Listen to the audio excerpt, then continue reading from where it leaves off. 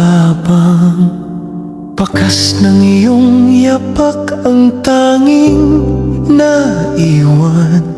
Binibilang ang bawat hampas ng alon.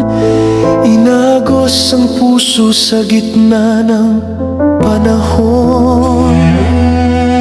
Tinititigan ang lawak ng asul na langit. Sinisid ang lalim ng aking pasakit. Ngunit kahit ang bagyo ay hindi kayang pigilin ang pagnanais na ikaw ay muling yakapin. Kahit na ang mundo ay maging isang disyerto,